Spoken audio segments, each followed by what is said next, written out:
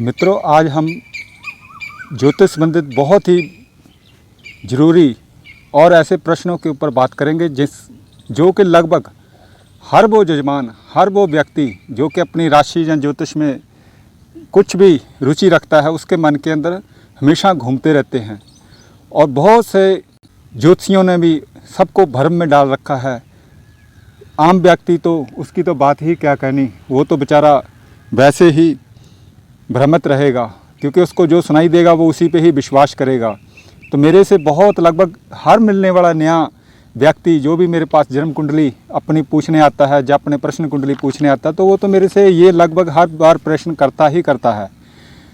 और ये अत्यंत ज़रूरी प्रश्न है। इन प्रश्नों के जवाब, इनके उत्तर पाकर आप लोग इन प्रश्नों के उत्तरों को सुनकर आपके भ्रम हमेशा के लिए समाप्त हो जाएंगे। और इसके साथ मैं ये भी कह रहा हूँ कि मैं पिछले 2 महीने से उत्तराखंड में अपने गुरु के आश्रम में था। वहाँ पर हमारी कुछ साधनाएं वगैरह चल रही थी, तो इस कारण मेरे पास पीछे से बहुत से फ़ोन आए। लोगों ने फ़ोन किए जन्मपत्री दिखाने के लिए या कुछ प्रश्न पूछने के लिए, तो किसी का भी जवाब हम लोग दे नहीं पाए। लेकिन अब काम कंटिन्यू जारी है। आप अपनी जन्म कुंडली वगैरह दिखाना चाहते हैं, कुछ पूछना चाहते हैं, निर्संदेह मेरे को फ़ोन कर सकते हैं। अब हम बात करते हैं जो कि अक्सर हर राशि पढ़ने वाला या कोई भी ज्योतिष में रुचि रखने वाला व्यक्ति पूछता ही पूछता है, या उसके मन के अंदर उमड़ते घुमड़ते हैं। तो 4-5 प्रश्न हैं मित्रों। पहले प्रश्न की बात करते हैं जो कि अक्सर पूछते हैं, जो राशि से संबंधित है कि हम अपनी राशि कौन सी देखें। क्या अपनी जन्म समय की राशि देखें जिसमें चंद्रमा चल रहा था, या फिर अपने नाम की राशि देखें। इन दोनों राशियों में से किसका प्रभाव ज़्यादा पड़ता है। और मैं एक चीज़ आपको और बता देना चाहता हूं कि ज़्यादातर लोगों को अपने जन्म समय का पता ही नहीं होता। 1-1, 2-2 साल का भी फर्क होता है। तो वो अपने नाम की राशि देखते हैं, और नाम की राशि देखकर वो पढ़ते हैं और देखते हैं जी जो इसमें लिखा है वो तो हमारे साथ हो ही नहीं रहा। तो वो लोग ज्योतिष से दूर होने लगते हैं। उनको लगता है कि ज्योतिष बिल्कुल बकवास बात है। लेकिन ऐसी बात नहीं है मित्रों। ज्योतिष एक महाविद्या है। इसका सही ज्ञान होने पर ही आपको सही प्रश्नों का आपके उत्तर मिलेगा। तो मैं आपका भ्रम का निवारण कर देता हूँ कि जन्म की राशि ज़्यादा प्रभावशाली होती है या अपने नाम की राशि। तो देखो, जिस समय आपका जन्म हुआ था उस वक्त चंद्रमा जिस नक्षत्र और राशि पर था, एक्चुअली में वही राशि आपकी प्रभावी होती है इस जन्म के लिए। पूरे जन्म तक वही राशि काम करेगी। नाम की राशि का कोई ज़्यादा प्रभाव नहीं पड़ता। वो कैसे? देखिए, आपको अपने घर में किसी और नाम से पुकारते होंगे, आपके दोस्त मित्र किसी और नाम से पुकारते होंगे, आपके आस पड़ोस के लोग कुछ और नाम से पुकारते होंगे। आप हो सकता है कि आपके डॉक्यूमेंट्स के ऊपर अलग कोई नाम हो। और इससे बढ़कर जब आप किसी बिल्कुल अजनबी स्थान पर या लोगों के बीच में जानते हैं जो कि आपके नाम के बारे में, आपके सरनेम के बारे में बिल्कुल भी नहीं जानते, तो वहाँ फिर आपकी नाम की राशि तो बिल्कुल फेल हो गई ना। तो यहीं से पता लगता है कि जन्म की राशि ही हमेशा प्रभावी होती है। आज के बाद आप सिर्फ अपनी जन्म की राशि, फल या इसके ऊपर जो भी चीज़ें हैं वो देखा करें या पढ़ा करें। नाम की राशि के ऊपर ध्यान ना दें। ये बिल्कुल बेफजूल की बात है कि उसके ऊपर उसके अनुसार आपको फल कथन मिलेंगे। अब जो लोग ये कहते हैं जी हमें अपना डेट ऑफ बर्थ का तो पता ही नहीं, तो हम क्या करें। तो उनके लिए मेरा एक ही उनको इस प्रश्न का उत्तर है कि देखिए, या तो आप किसी अच्छे ज्योतिषी के पास चले जाएँ और उनसे प्रश्न कुंडली बनवाकर अपनी जन्म की राशि पता करें। बिल्कुल 100% आपकी वही जन्म राशि निकलेगी जो कि आपके जन्म के समय में चंद्रमा जिस राशि में चल रहा था। इसमें कोई भी दिक्कत वाली बात नहीं। लेकिन अगर आपको कोई अच्छा जानकार ज्योतिषी नहीं मिलता, तो आप फिर इस बेफजूल की धंधेबाजी में से बाहर निकलें। कभी भी अपने नाम की राशि के अनुसार चलने की, जहाँ राशिफल पढ़ने की तरफ बिल्कुल ना जाएं।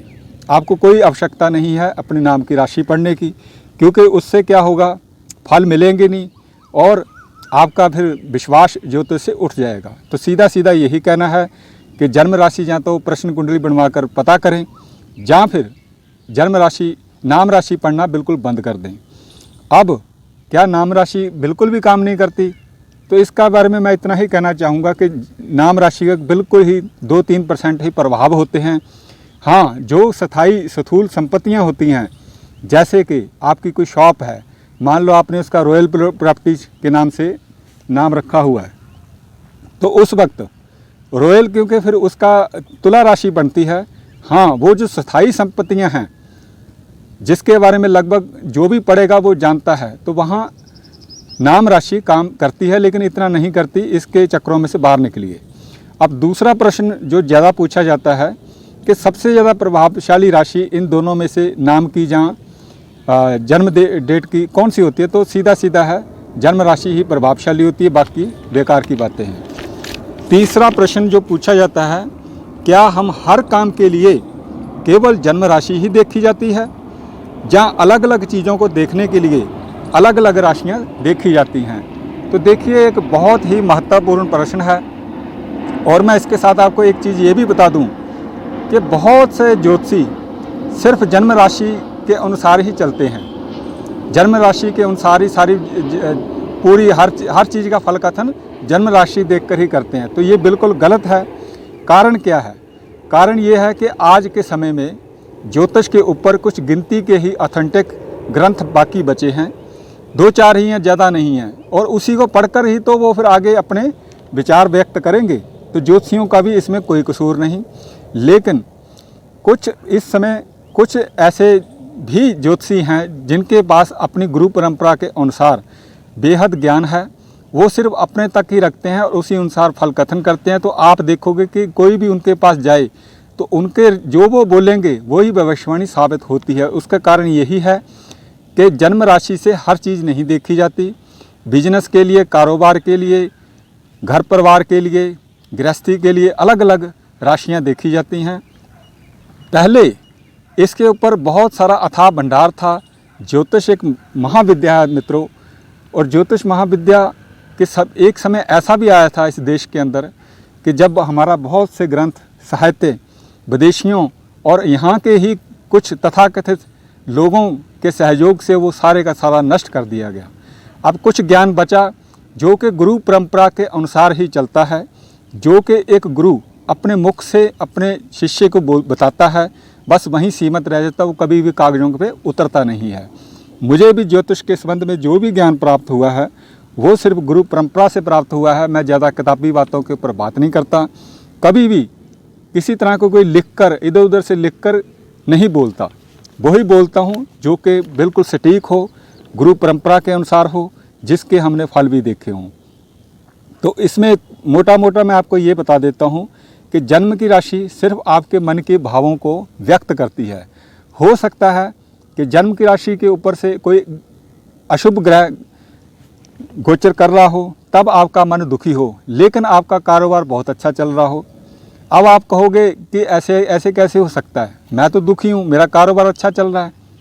कारोबार अच्छा चल रहा है तो मन खुश होना चाहिए, पर ऐसा नहीं होता।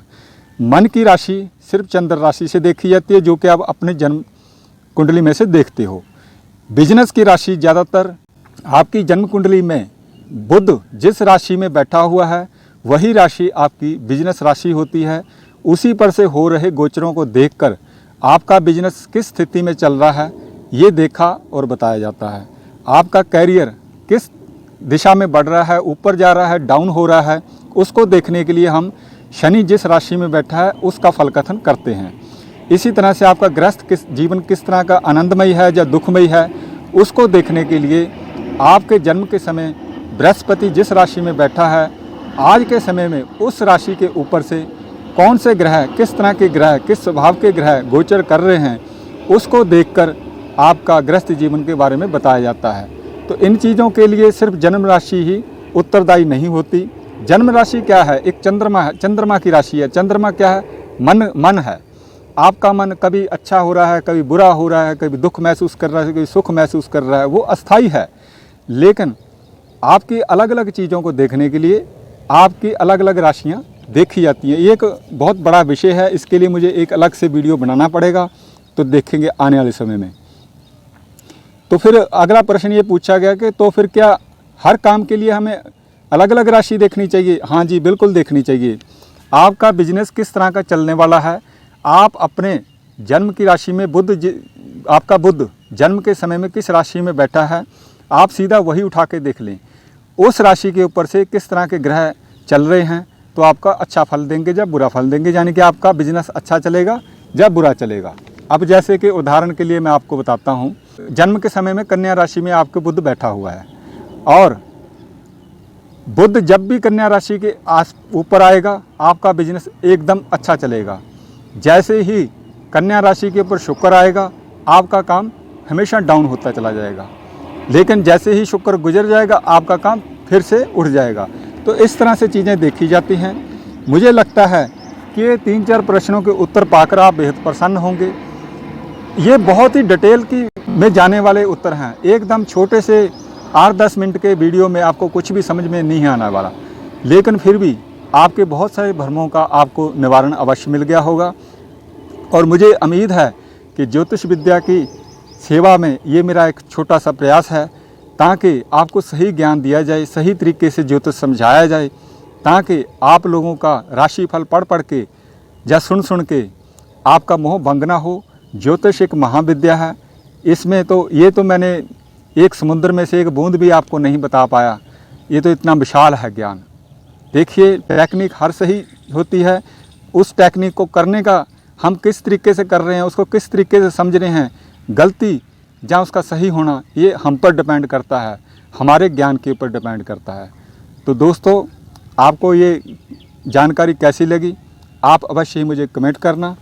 आने वाले समय में और भी बेहतरीन वीडियो आने वाले हैं, जुड़े रहें। जन्म कुंडली जन्मपत्री दिखाना चाहते हैं, कुछ पूछना चाहते हैं तो निस्संदेह मुझे फ़ोन कीजिए। धन्यवाद।